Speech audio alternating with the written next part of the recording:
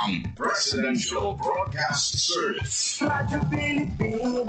Radyo Publiko ng Bagong Pilipinas para sa Bagong Pilipino.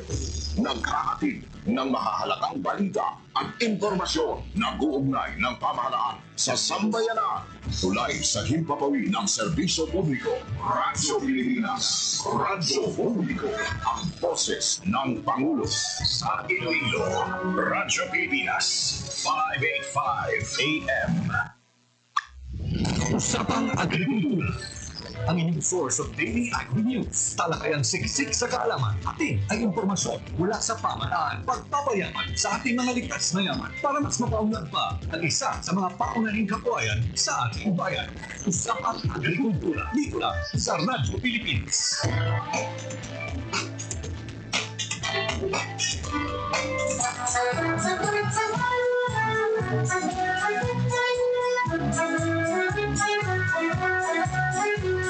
It is common among families, especially in the countryside, to own several hectares of land. Mostly were inherited from the older generation and passed to the later generations. However, as time passes by, only a few of the current generation would have an interest on the vast land they have inherited. When in the early years, the older people are into acquiring vast areas of land, the younger people today would rather work in a rented space to earn a living. This is the case of husband and wife Jose Roy Dipon, a seaman by profession, and attorney Emeline Arboleda Dipon, a former Capiz General and the founder of the Tree Huggers Movement Incorporated, who owned a few hectares of land but would eventually buy the portions owned by their immediate families. They were able to acquire a total of 20 hectares of land. The problem, however, most of these lands used to be sugarcane and corn plantations. These are lands with no existing trees and other vegetation, as required by the prior crops. Seeing the sorry state of the land, they decided to start planting it with fruit trees, and with the help of a friend who offered them seedlings of cacao trees under a pay-later scheme, they made the first step of what is now a plantation of more than 3,500 fruit-bearing cacao trees, covering at least 4 hectares of land, and the planting continues today.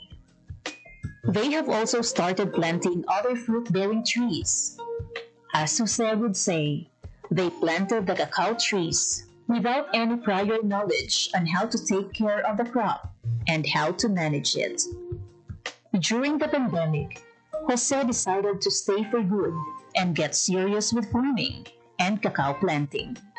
He attended several trainings about cacao management and value-adding products. This gave birth to the Dariagan Arboleda and Dipon, or Dad's Farm in Barangay Old Gia, Maayon, Capiz.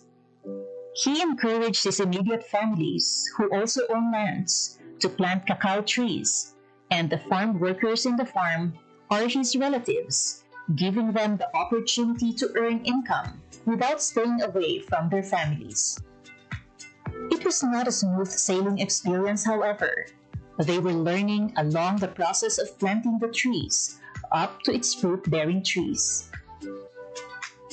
Typhoon Agaton back in April 2022 battered most of his cacao trees, which made Jose frustrated. It was in one of the trainings sponsored by the Department of Agriculture Western Visayas.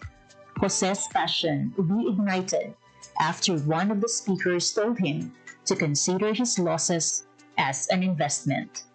While they have started producing tablea back in 2015, Jose and Emeline decided to start producing chocolates in 2022 after he retired working overseas. Today, Ogia, the chocolate brand which got its name from their barangay, is seeing supply around Capiz and Iloilo. They have also brought their chocolates to Manila, especially during exhibits. Ang tiyempo gid lang ya ang nagtulod sa akon nga maggulpi untat sa pagka OFW pagkasiman tungod sang pandemic. Do nahadlok man ko nga at the time nga grabe gid ang infection sa all over the world. Nag-decide na lang gid ko nga maguntat kay tod nakita ko naga-fruit na ang amon nga mga gintanom nga kakao ang matamat na dadamo. Dito na ko nagumpisa dayon nga ibalik namon ang tradisyon sang pagubra sang tableya. At the same time, dito na ko naga-research upod sa mga taga-DA to add value sa kakao.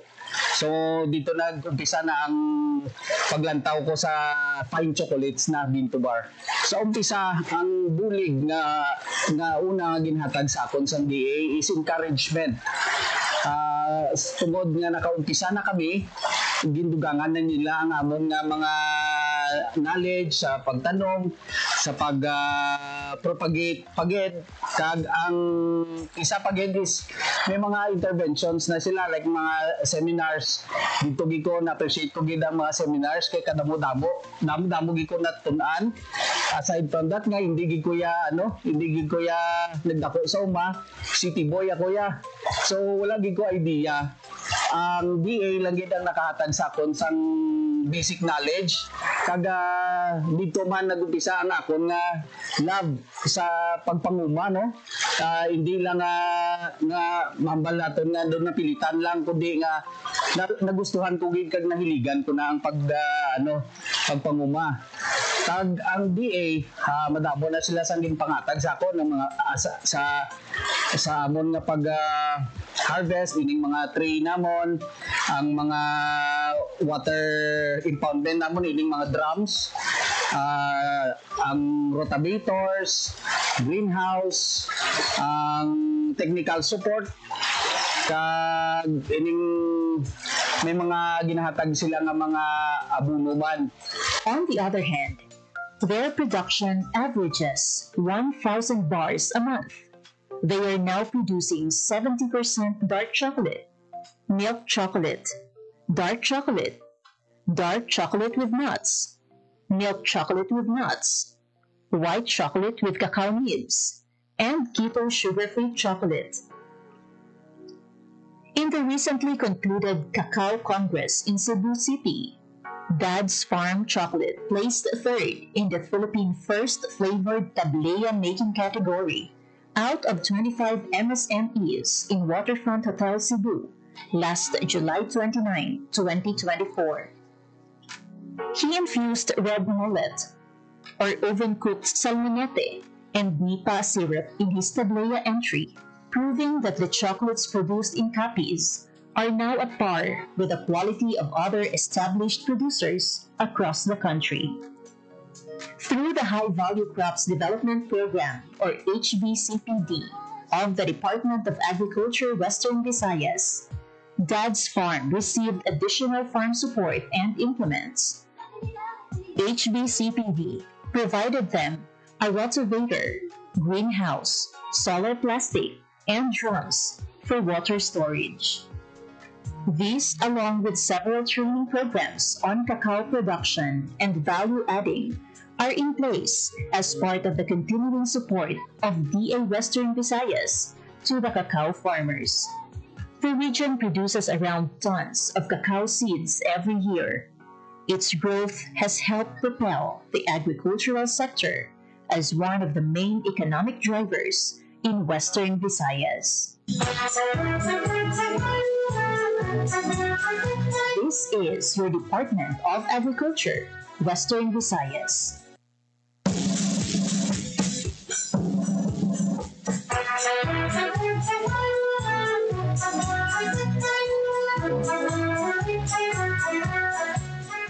Maayong aga sa aton tanan mga tagpalamati sa aton mga tumalanaw over Facebook Live and our full frequency sa aton radio station. Good morning, and sa aton mga farmers, sa aton mga fisher folk, sa tanan naton mga agricultural technician, ang aton the municipal agriculturists, subong man sa aton mga provincial agriculturists and city agriculturists, sa aton mga regional executive directors and Department of Agriculture Western Visayas, Director Dennis Arpia, and ang ating duha, the Regional Technical Director for Research and Regulation, Director Sarlina B. Coelho, and ang ating OIC Director for Operation and Extension, si Director Maria Teresa Solis. Maayong aga sa aton tanan. And yun kami yung naton ang katapos ng DA Western Visayas sa ating mga attached agencies na ibang pagit nga nagabubo sa sektor sa agrikultura sa kamayan nga aga sa aton tanan. Subong adlaw panibagong episode, isa na naman ka information ang aton ipalabot sa aton ng mga pagpalamati sa aton mga stakeholders, especially sa aton ng mga kauturan nga nagaputok sa mga kasapatan sa aton mga livestock industry, maging mapinusulan dito maging mga episode. It's because maging kaupod naton ang next in rank veterinary quarantine officer sa Bureau of Animal Industry, si Dr. John Roel C. Hilario. Subong man makaupod naton ang veterinary quarantine officer sa Veterinary Quarantine Station 6, si Dr. Pearl Joy D. Erawa. Maayong aga sa ating tanan sa pagkanamiya sa ating mga listeners. Yes, sir. Good morning. Sir Jan, good morning. And of course, in behalf of Dr. Nilo Pilingaya, no, atong General Veterinary Quarantine Officer under Bureau of Animal Industry, Veterinary Quarantine Region 6. I am once again Dr. General Hilario, the next in rank in Region 6. And yet, kami akong tanan sa mayong aga. We are very glad to be here. We are very glad for this opportunity to present our regulations for the idea of our farmers who are shipping their commodities. Good morning. Thank you, Sir John. Thank you gid sa taga-DA office sa paghatag sang kahigayunan sa amon sa bunga nga ma-share man namon ang mga regulations namon sa Bureau of Animal Industry Veterinary Quarantine Services Station 6 and mayong aga man sa tanan naton nga mga tagpalamti sa bunga aga. Yes, istoryahan natin sa mga document na tawag natin na local shipping permit online sa Bureau of Animal Industry. So, yun natin yung pamangkot, anong mga sapat o klase sa produkto ang kalakip nga katinahanglan kuhaan sa bali local shipping permit o kung ang atong LSP para sa atong mga guerreros. Yes, sir. Siguro sir, actually the commodities that nga sir no cover sa atong issuance ng permit under Bureau of Animal Industry medyo damo siya. But I think we'll categorize into 4 na lang gid para mas hapos matandaan sa itong tagpalamati. So number one, no, atong commodity number 1 will be live animals. If gadala ka sa mga buhi nga kasapatan, kinahanglan mo magkuha sang permit. Ikaduha, kung gadala ka sang ilang mga products, animal products, such as karne or such as itlog or gatas, kinahanglan man kuhaan sang permit na siya. Also na mga meat products and meat commodities, kinahanglan kuhaan sang permit. And lastly, of course, animal byproducts. Magkamagit animal byproducts, amo ni siya ang mga commodities or products from animals nga ginaton makaon, such as, for example, ilang mga skin, mga hide, o mga leather, ilang mga chikindang abi, nga ginagamit sa buno. So those are the commodities na if you're planning to transport those commodities, kinahanglan gid kuhaan sa among permit. Yes, and then next other question. So, ano naman ang primary document o kung requirements, mga basic na makinahanglan na kung makuha sa LSP? Okay, sige. May ginatawag kita, sir, na DA Administrative Order number 5 series of 2019. Amo na siya, sir, ang guide namon kung mag-ship kita sa animal. So, una-una sa mga live animals natin, kung gabiyahe ka mo sa mga dogs and cats, mga kanding, mga baka, karabaw, importante, may ara kitang mga veterinary health certificate kung nga kuha nila sa licensed veterinarian. Ikaduha, sa mga meat and meat products naton, importante may ara sila nga dala nga certificate of product registration from the Food and Drug Authority, and then may ara sila LTO or license to operate from the FDA.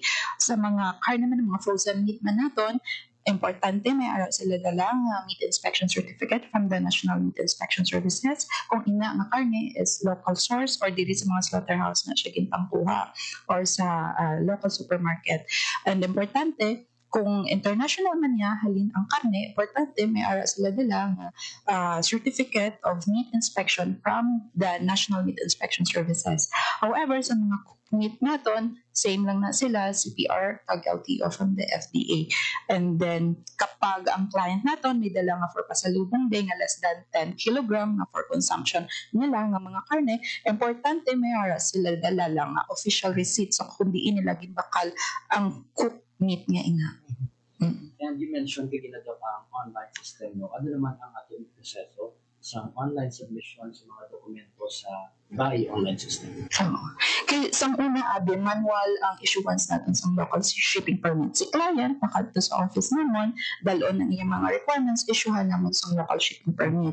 Sa subong, bago na ang atong proseso, may ginatawag na kita nga online local shipping permit issuance system. Sa sino mapaagi, hindi na magkadto si client sa opisina naman, as long as may aral siya requirement, secure, mas hindi man siya, pag may aral siya internet connection, makakuha gid siya, maka-apply gid siya online. So may duha kita ka process, ano na ang account registration ang una nila nga step. So first step niya, importante may ara lang sila active email address and password.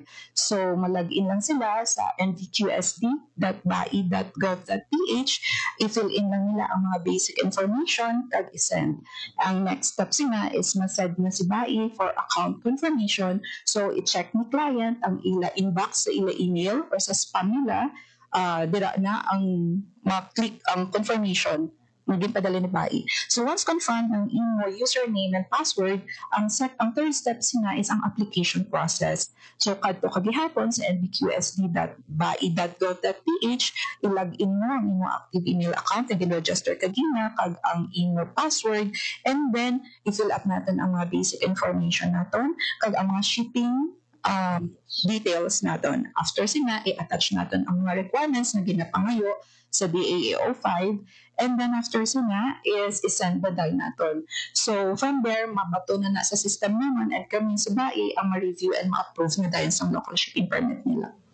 And speaking of approved, Doc, no, ano naman ang criteria sa pag-approve o pag-deny sa BAI 6 application system? Kung sa pag-approve sa atong shipping permit, importante, compliant lang sila sa DAAO 5 na ginapangayo ang mga requirements. So, pag-comply sila, approved sila. Once na ang mga cases na nagka-deny ang ila application is, for example, kulang ang ila documents na attach. Ikaduha, sala ang na-indicate nila na shipping details, kung sala man ang documents na gin-attach nila, or probably may error sa documents, o di kaya expired ang documents na na-attach, amo na ang kaso na nagka-deny ang ila application. And ano naman, Doc, ang mga tikang, for example, no, for some instance, kung may sala sa online application?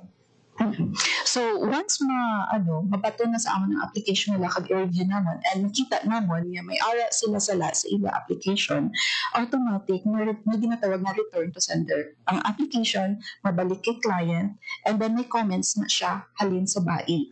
So for example, nag-ship ka bising dog, and then sa documents may wala mo ma-attach ang veterinary health certificate kag ang vaccination record niya, mag-comment lang dito si BAI, please attach your veterinary health certificate or the vaccination record. So kinahanglan si client na-comply na siya, and then i-resubmit na liwat ang i-application para ma-review liwat. And speaking of time frame naman dito, ano ang patugayon o parang time frame para sa pag-proseso ng application pagkatapos ma-submit sa online local system, yung online local shipment permit system? So, may ara kita 3 days na processing para ma-approve ang local shipping permit nila. Ang schedule for review and approval sa permit natin is from 8 a.m. to 5 p.m. So, kung gina-apply natin ang atong local shipping permit at 8 a.m., before 5 p.m. may ara na kita status ng atong local shipment, LSP. So, si client, importante, ma-refresh niya ang iyong portal para ma-check niya from time to time kung anong updates ng iyong local shipping permit. And then, kung may senaryo nga 5:30 na bisang hapon na gin-apply ang iya local shipping permit, ang review sina the next day na at 8 a.m. So if ever si client nang di repeated ang iya errors na pagdamo gid siya sala during application niya, kami sa BAI Veterinary Quarantine Station, we make sure ginatawagan lang naman ang client para hindi magbalik-balik ang iyang application kung makayon niya ang tanan-tanan ng mga sala. So from there, hindi nakalabuot sa 3 days, ma-issuehan din siya sa local shipping permit na. At sa atin yung tagpalamatito, paano naman sila makuha sa permit number upon reference code na ditiin nila nito sa port bukod na nila. Okay. So, upon the application ni client sa portal nito, ang reference code or ang permit number, automatic na siya na gina-generate ni BAI sa system nila. So, ang aning na permit number, ang muna naman ni ang maging basihan sa mga veterinary quarantine inspectors naton sa tanan nga airports kag seaports nga pag-aagyan sa ila shipment kag ang ina i-make sure dira na ang basihan kung ang ina nga permit is legit or hindi fake or hindi siya recycled. And once again, sa ating mga tagpalimati, we're listening sa ating mga personnel from the Bureau of Animal Industry. And sa next natin nga question, Doc, speaking of reference code na mention natin mo and permit number, ano naman ang dapat ihatag sa border control officer sa airport o puerto pag-abot, especially when we are talking about mga papeles, mga reference code o mga QR code. Okay. So, for example, si client, na-approve na ang iya local shipping permit na, magabiyahe na siya. So, sa tanan nga airports at seaports na agyan niya, kinanglan i-present niya ang printed na local shipping permit na issued by BAI and then ang mga attached documents. So, ang kinanglan na kapag veterinary health certificate, kinanglan original din na siya. Ang mga meat inspection certificate, certificate of meat inspection, kinanglan original na. Ang mga handler's license, ang mga livestock handler's license, transport carrier, pwede o ang mga other documents, pwede kahit photocopy na lang. And may araw na Doc, bayad para sa pagkuha sa mga permit online kag paano yung bayad? Okay. So, ang pakatandaan natin, ang BAI local shipping permit is free na siya, wala na siya bayad. Okay. Paano naman masunod, Doc, ang mga security protocols, the data privacy naman niya sa pag-upload sa makabig natin mga sensitibo ng mga information? Okay. So when it comes to mga data na gina-upload natin online, BAI make sure na secure ang atong data. So una sa tanan, ang atong account or ang atong username naka-embed na siya sa may system ni BAI. And then sa BAI, wala na siya gagamit sa mga open source na Microsoft. And then ikaduha, may ara na siya, nakasubscribe na siya sir sa SSL to make sure na ang website is safe, hindi siya ma-hack, hindi siya masudlan sa mga virus. And then at the same time, may ara na sila ang ato ng mga BAI IT personnel, naka-sign na sila sa non-disclosure agreement na hindi nila pwede i-leak ang information and maging liable sila once ang amo ng information is magagawa. And then BAI also invest millions of pesos para maprotektahan ng firewalls ang atong website. So rest assured nga ang atong shipper, ang atong data is protected by BAI. Yes, and ano naman, Doc, ang mga protocol kung may mga preventive quarantine, inspection, o sampling sa sapat o produkto ng ginagamit? Okay. I'd like to answer that. Yes, sir. Usually, sir, before mag-transport sila some permit, we have, of course, the requirement that was mentioned ni Doc Pearl. Dara pa lang makita ta kung ayan sila, compliant sila sa ating DAO number 5, series of 2009, na supplemental tanga issuances. So, kung okay sila dara, after that, mag-ship na sila, malabay na sa ating mga airports and seaports. So, paglabay nila dara, dapat ang mga documents nila ipakita nila para ma-properly check sa ating mga veterinary quarantine officers and inspectors. So, in the process dara, they will be checking not only for the documents, kung okay ang documents, but they will also be checking for the commodities. Kung commodities na is ayan okay, for example, for meat natin, kung sound siya kung fit for human consumption, kung animals natin is healthy. And ayan, kung ang documents ta, kag aton nga shipment ta, ang live animals or aton nga commodities ta abi, consistent ang details. Kay kisa, although kisa pareho ang okay ang shipment, okay ang documents, kisa magkaiba. So those are the things that we are checking to make sure na compliant atong shippers and tapos safe man kag healthy and receive ng commodities from the origin to sa destination. Paano naman, Doc, coordinate sa bayan, informations, customs, General Customs, mga port authorities, airport communication? Alright. Actually, sana sir, depende sir, actually sir, sa ano no, sa concern natin, if the concern natin is domestic or international. So it depends kung which entity are we going to coordinate. But of course, no, ating coordination with them are actually regular man na siya. We have orientation, we have reorientation, we actually update them regularly kung mayroon ang mga bago na update sa ating regulation ta. Also, as I said earlier, kung depende sa concern kung ayhan international siya or domestic. Normally, if kag-convince lang pero pag-agi. For example, kung baagi sila sa airport, we'll be coordinating with, of course, the PNP MCU or PNP natin sa airport and also the Civil Aviation Authority of the Philippines. Kung ano naman, kung malabay sila sa seaport, makoordinate kita with either the private port or the PPA, Philippine Ports Authority, and of course, the Coast Guard as well, and atong mga PNP sa mga port as well. On top of that, if domestic ang concern, on top of those mentioned na mga agencies, usually we contact with LGU. However, kung international naman siya, we coordinate as well with the CIQ, what we call CIQ, or the Customs, Immigration, and Quarantine na group. Kasi those are our partners kung international naman.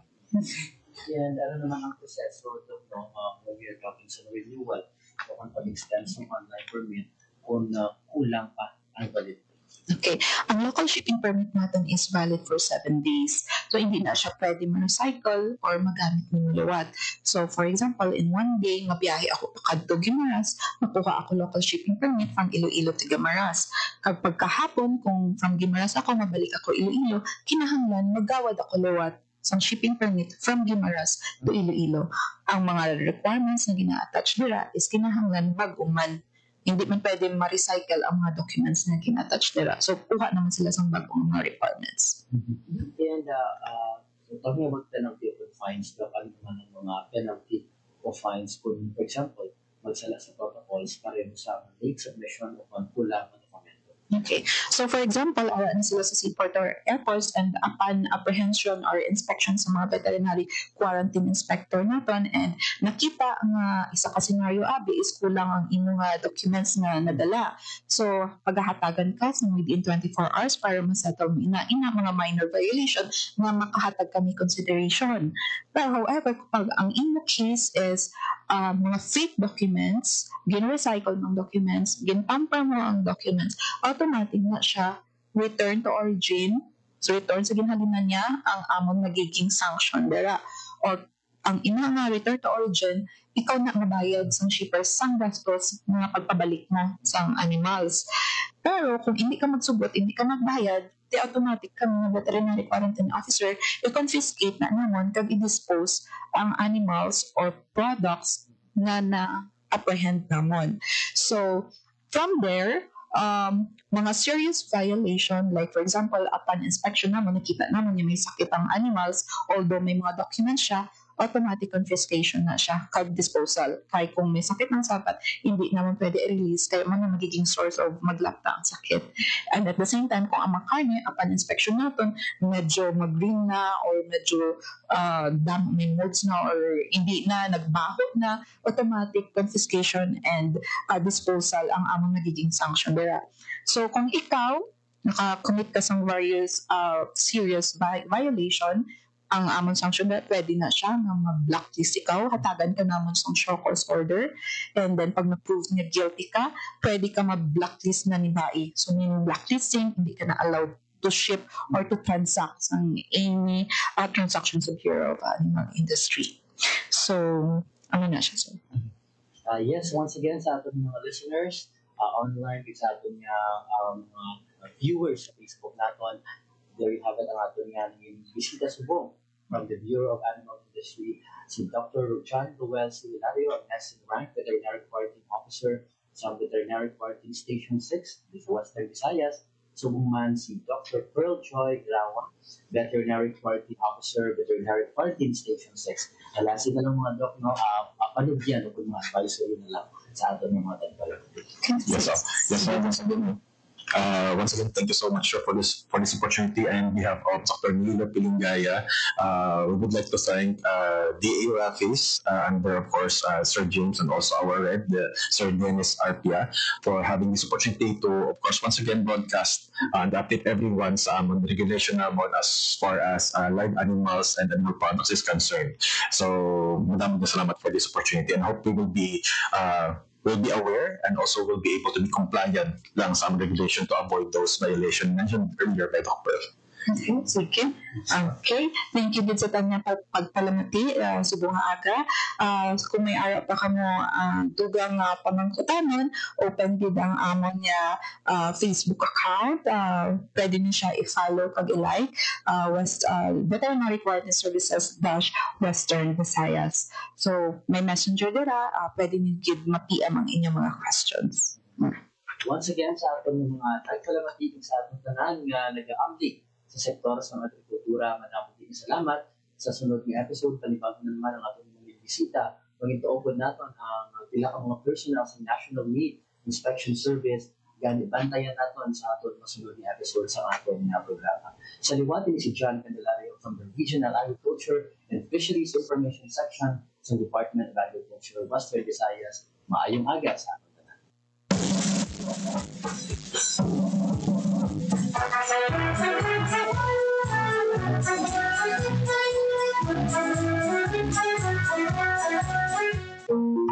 There was a time when calamansi roamed the orchards of Guimaras. Its scent, its promise, its profit. But as years passed, the trees bore fewer fruits. Pests, aging groves, and changing markets slowly pushed this once booming industry into the background. For decades, calamansi farming was a way of life in Guimaras. Families built homes, sent children to school, and supported communities, all with the help of the small but mighty citrus fruit. But nature had its way.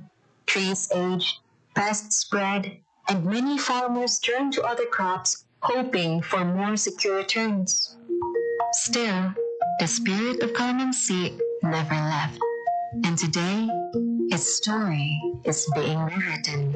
Sa unaya, ang among production sa kalamansi, syempre gamaya kung sa subong kay sa unaya niyang datila pa man niyang kapuno kanda yun ang among mga hindi makasama sa kalamansi ang nagyapon ang dinadala sa Bacolod kaya dinadala sa Iloilo dayon nakita mo namin daw nag-amat-amat niya siya namin ang income tungod nga daw damo naman ang nakabakakal tungod nga damo naman sa mga production sa kalamansi dito sa Guimaras tiyan mo na nga mga processing nga production tiyan mo na nga daw na-expand kami na sa amon nga nga tanong nakita mo namin nga man ang income during sang peak season tapos damo man ang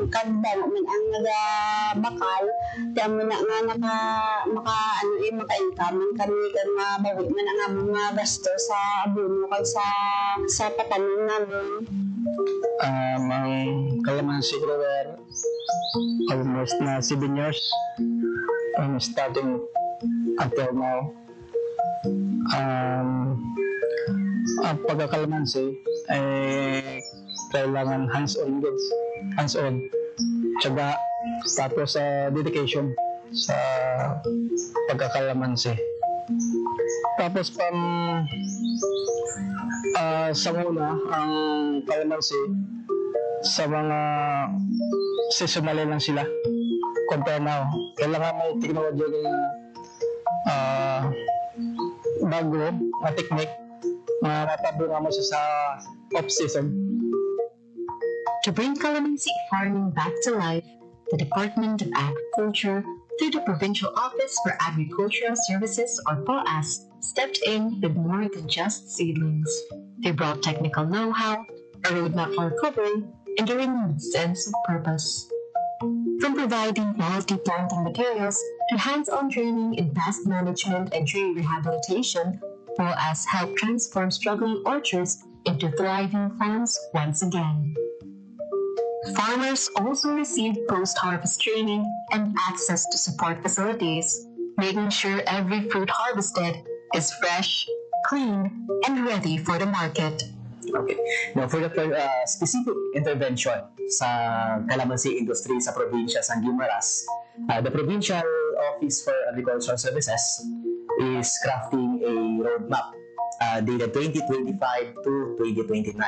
Now, this roadmap will give the direction sa aton calamansi industry sa probinsya by identifying the challenges and what would be the specific intervention would become up. So we conduct focus group discussion with the calamansi growers para nga sa ila mismo madahalin kung ano bala ang problema, ano ang ugat sang problema nila, kung amo na siya ang hatagan sang solusyon sang probinsya sang Guimaras. But no intervention works without the hands and hearts of farmers.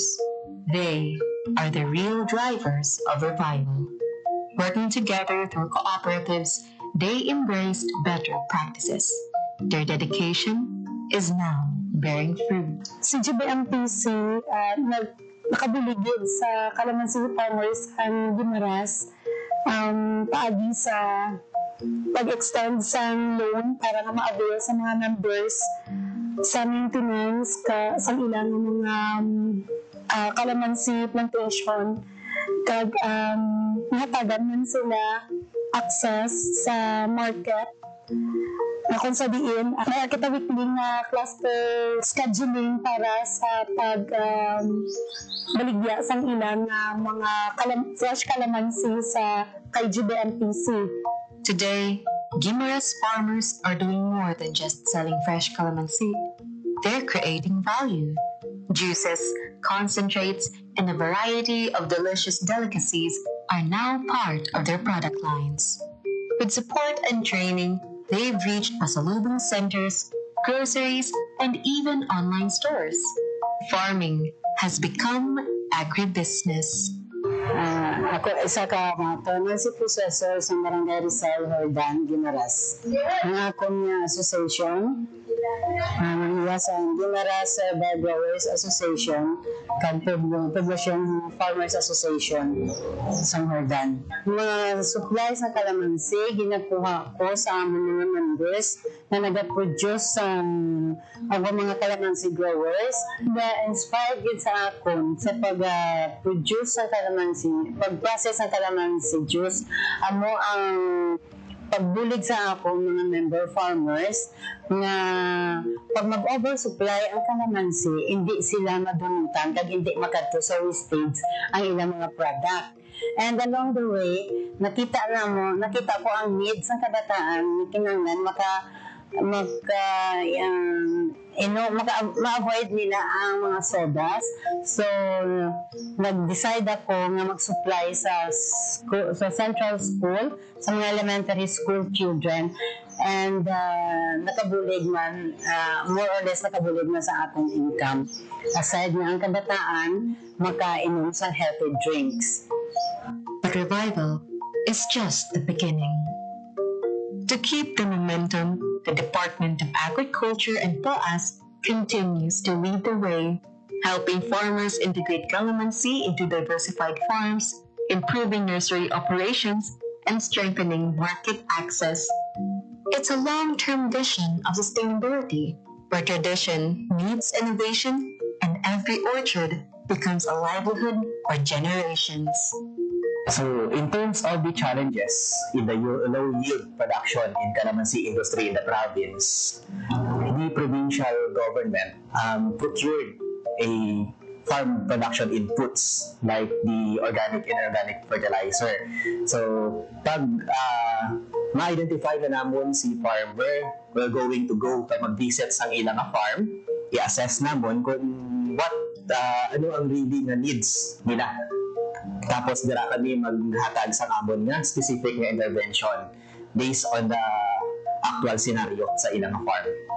Through POAS, may ara kami isang naka-reserve na buffer stocks of the pesticide and insecticide. So, ang hinuon ng farmer is mag-submit siya sang report nga may infestation sa specific na peste sa iyang kalamansi, and then ang POAS is magkakita sa ilang farm ka maghatag sang nagakaigo nga technology upod na ang mga pesticide and insecticide.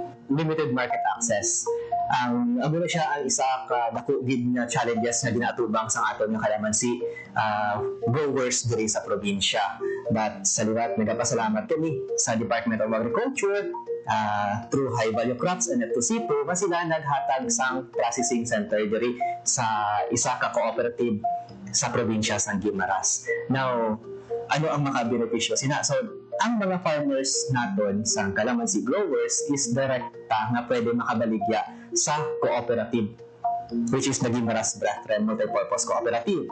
And then, the Guimaras Brethren Multipurpose Cooperative, abo na siya man ang mag-cater sa other nilang nga supply, kaya ginabaligya mo na siya outside in the Guimaras. So, ang role ni province is to connect the farmers into the cooperative.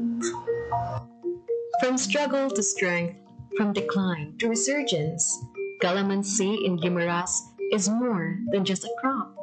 It's a story of resilience, reinvention, and the enduring spirit of a farming community that never gave up. The future is bright, the fruit is green, and the comeback is real.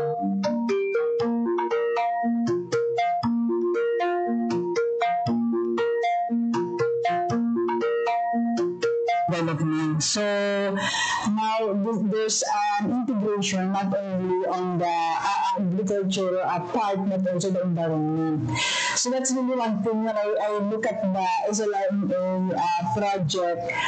That's one thing that attracts me because I know that this is not just a one-shot deal project. No? So apart from the 5 years, I know because it also has a research and development component, and the LGU is visibly and is really serious about this project, and I think it's just rightful that the LGU also should be serious about this project.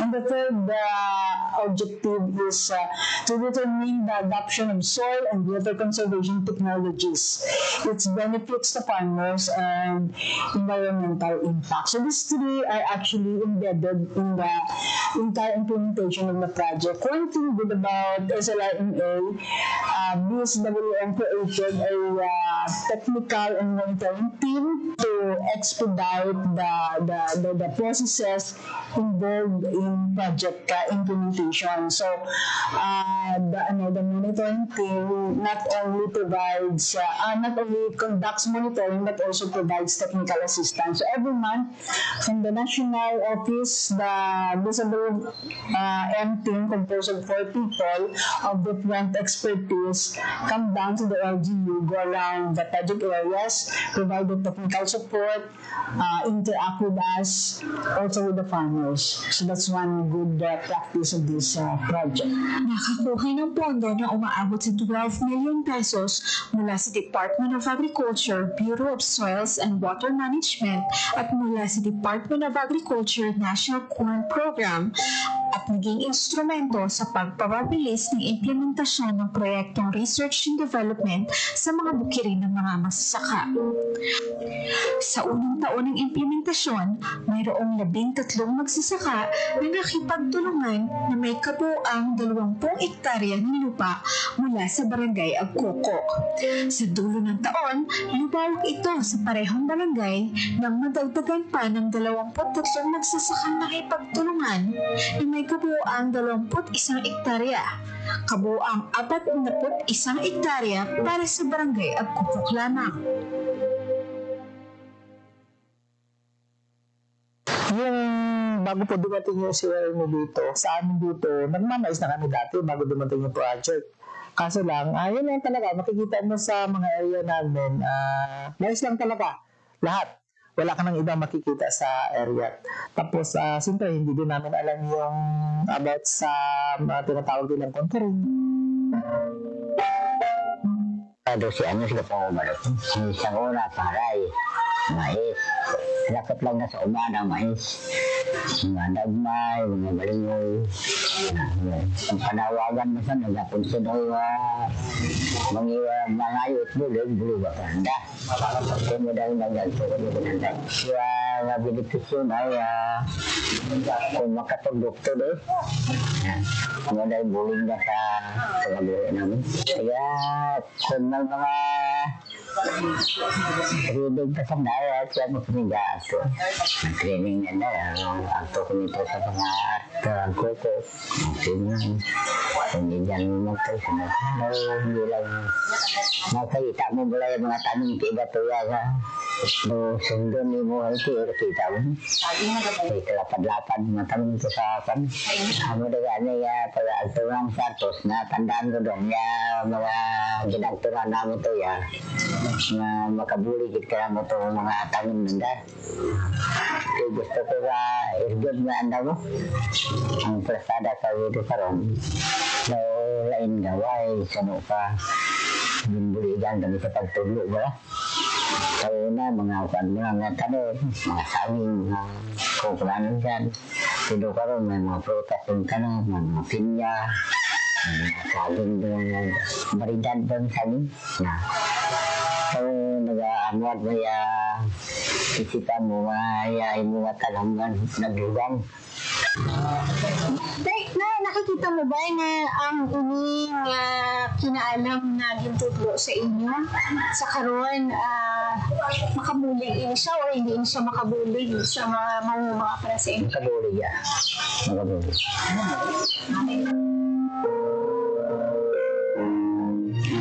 Sa ikalawang taon nito, lumawak ang proyekto ng SLRMA sa Barangay Cristina na may 23 magsasaka sa kabuuang 22.5 na hektarya.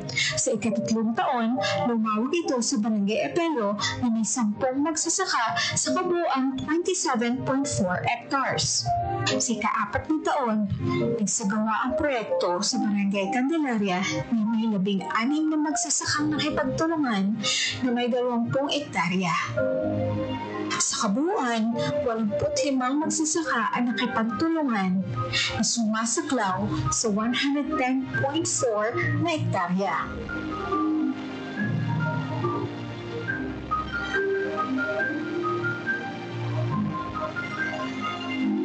Ako naging OFW, naisip ko, wala mo sa Manila, wala kang area nga dako.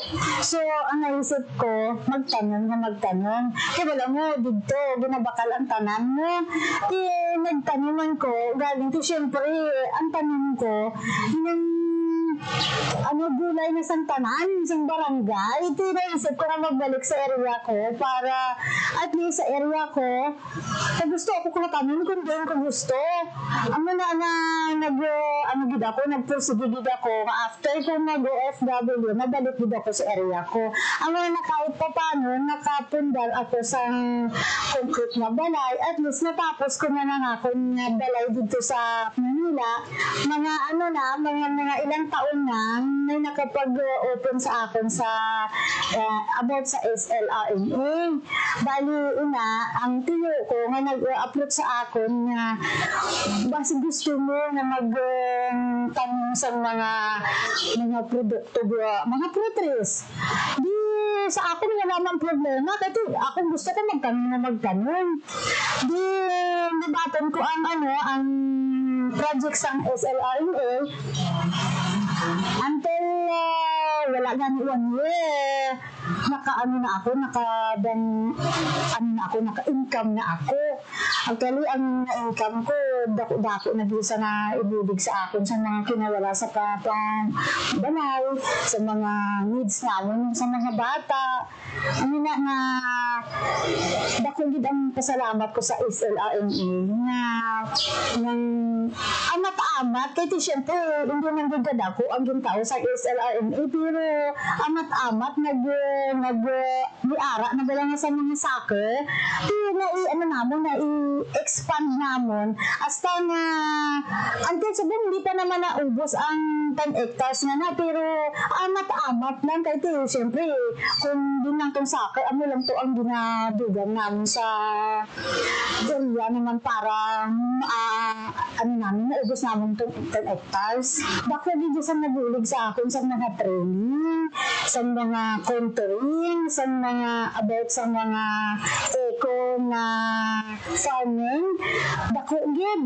Actually, sa processing sa among mga seminar, nakaano kami sa processing sa mga prutas, about sa paghimo sa chocolate, from cacao fruits, saging to banana chips, tapos sa kalamansi, to juice. Dako gid sa naibulig kay actually gina-adapt ko kag ginahilo ko gid para sa mga bata. Dako na bulig. Ang sa isa lang nga na tudlo din sa akon about sa contouring kung gaano kalayo, kag kung paano magtanom, kag paano mo maalagaan ang isang puno like banana. Dako gid nga naibulig sa akon kung saan mo kuwaon ng soccer, saan gaano kadako, kag pila ka bulan ang sang saging. Dako bigaya kaya nga gusto ko kung may pagkakataon na gusto ko ibulig ko sa iba ang kaalaman ko na willing ako na magtao sa kaalaman ko nga natutunan ko sa SLRMA. Dapat ko na niyang gintundo sa inyo. Dapat hindi mo na nga sa isip lang, isa puso mo dapat para na sa ulihi i-apply mo sa inyo nga pangabuhi nga kung ano yung natutunan mo sa gintundo sa SLRMA. Ang contouring ay isang matagal ng epektibong pamamaraan sa pagsasaka. Ito ay tumutulong sa pagprotekta ng lupa laban sa pagkaubos at pagkaguho. Ang proyektong SLRMA ay nakatuon din sa pagbibigay ng mga farm inputs para sa produksyon ng mga magsasaka. Layunin ng proyekto na itaas ang kalagayan ng ekonomiya ng munisipalidad, bawasan ang pagkadepende sa monocropping at itaguyod ang pangangalaga ng kalikasan sa mga magsasaka ng tapas kapis. Sa unang taon kasi, syempre medyo dagdag sa konting oras trabaho kasi gumagawa ka ng content paninibago sa pag-farm kasi may contour na tsaka may konting diferensya na sa kinikita mo sa pagmamais po. Mga 1 year may konting diferensya na po. Ang pagbabago sa mga siguro nakikita ko sa pangalawang taon na. Ang una kong inani sa konto ko is pineapple. Pineapple kasi ang nakita ko doon malaking bagay po na sa pineapple ko nakapag po ako ng 15,000. Sunod nun, sa banana, medyo namaki medyo may ka-diferensya konti sa mais, pero pagdating naman sa banana, nabawi po yun. Parang, kumbaga, another income po. Malaki. So, first na, ko po, nasa 10,000 po yun. Marami na rin kami mga trainings na So, ang naitulong nun sa akin, sa training, mga trainings, kung paano mag-manage ng farm, tsaka hindi mo sabihin na ang dahil doon sa project, tsaka tulong ng gobyerno, mahirap sabihin na wala kang proof. Malaki siguro, tsaka sabihin ko sa iyo na ma'am na ang naitulong ng project sa akin mula sa simula hanggang sa ngayon project namin. Yun na po, yung bahay ko na yan, nakapagpatayo. Malaking itulog sa akin ng project nun kasi siyempre kung ibase mo lang sa pagsasaka tsaka sa income ng teacher, hindi ka makapagpatayo ng ganyan kalaking bahay. Upang higit pang itaguyod ang inisyatibong ito, nakipagtulungan ang tapas sa iba't ibang tanggapan, kabilang nga ang Municipal Disaster Risk Reduction and Management Office, Municipal Environment and Natural Resources, Municipal Social and Welfare Development Office, at ang LGU Gender and Development Office. Grateful gud kami diri nga nag-abot ang project sa amat-amat, ma'am, nakabulig sa ila nga pangabuhi. Makita na namon subong ang ila nga sitwasyon sa amat-amat ilang balay nag-aarasinso. Kay gabis man kami, ma'am, sa testimony sang amon nga farmer mo kay kada isa gina-interview namon. Gina-visit gina namon sila, ma'am, weekly. Ang amon nga BSWM monthly. So makita gyud namon, ma'am, ang improvement sang amon nga mga ka-operator. Isa sa mga mahalagang resulta ng proyekto ay ang pangpapaunlad ng bayanihan spirit sa mga magsasakang nakipagtulungan. Well, first of all, ako nagpapasalamat sa attached agency ng Department of Agriculture, which is yung Bureau of Soil Water Management. And they've been here for almost about 5 years. They're coming back and forth. And they are the one, and I've been telling them to help our farmers. And after so many times of introduction nito at saka dissemination of information sa kanila, nakita nila na dapat itong tingnan kung talagang bagay sa kanila. And now, the fruits, after 5 years, nakita nila na maganda pala itong ibinunga nitong contouring na ito, at lahat halos ng mga farmers doon sa Alcuco ay gumaan ang kanilang kabuhayan, kumita sila, and then yung iba nakabili na ng mga motorsiklo na pagpagawa ng bahay because yung idinulot ng kabutihan na ito sa mga muma.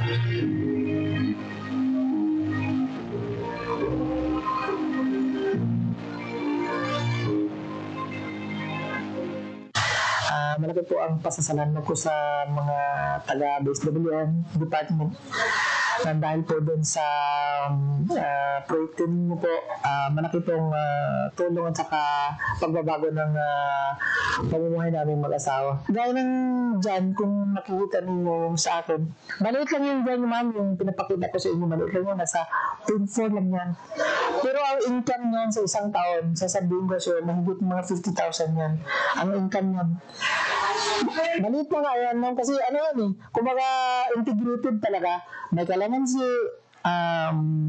saging, kakao, mais, may mga talong, may mga ano din yan. Basta marami po yun, ma'am. Malaki talagang pasasalamat ko sa BSWM dahil sa mga trainings na pinarating nila kasi dahil doon marami kami natutunan, lalo na ako. Ako, ma'am, lahat na trainings ko, ina-apply ko yun.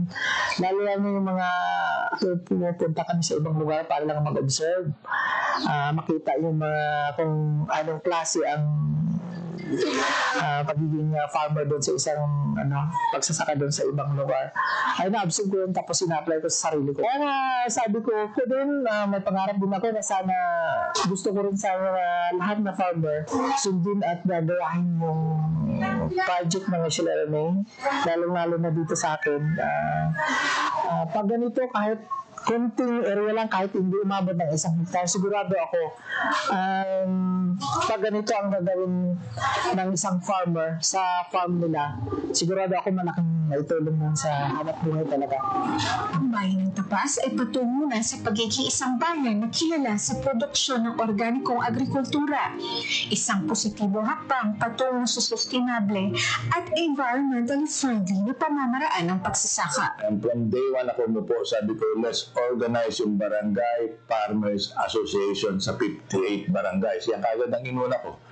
Now, let's organize that because that is the key important for us to give them the complete and reliable information about what is needed sa kanilang lupa.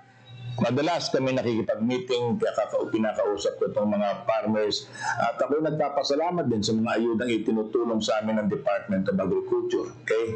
At ito ay isa ring paraan na makatulong din sa kanila. But sometimes, sabi ko nga, if it's possible na yung tulong na ibinababa sa amin dito, pinakamaganda niyan kung mag-uusap-usap muna tayo rito at malaman kung ano ba talaga ang kinakailangan namin dito. And sinasabi ko ito dahil mahal ko talaga ang mga farmers. Okay? Ito ang kabuhayan namin dito sa munisipalidad ng Tapas. Halos lahat dito ang alam na hanap buhay ay ang pagtatanim. Okay? At dito ko ibinubuhos ang aking nalalaman at pasalamat ako at nandiyan yung aking mga empleyado na sa Department of Agriculture na hindi sumusurrender in spite of the fact na yung terrain namin dito ay napakahirap.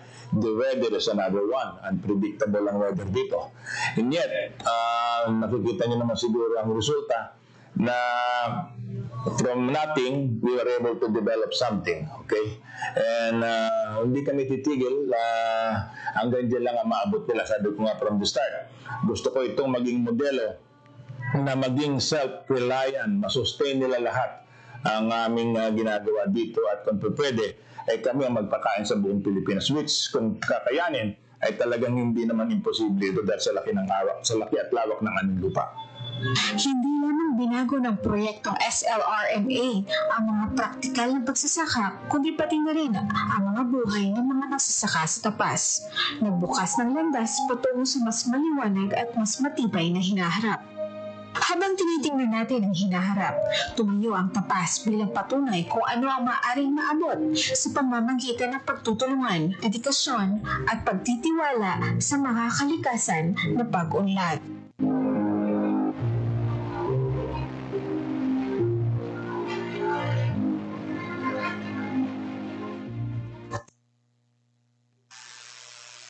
Hatid ay balita, impormasyon at sari-saring kaalaman tungkol sa sektor ng agrikultura sa ating bayan. Usapang Agrikultura kasama ang Department of Agriculture. Alamin ang mga hakbang ng administrasyon para mas mapaunlad pa ang iba't ibang industriya at agrikultural at pakinggan ang mga proyektong handog sa mamamayan upang mapalago ang kanilang mga kabuhayan. Usapang Agrikultura, Lunes hanggang Biyernes, alas 5 ng umaga, dito lang sa Radyo Pilipinas.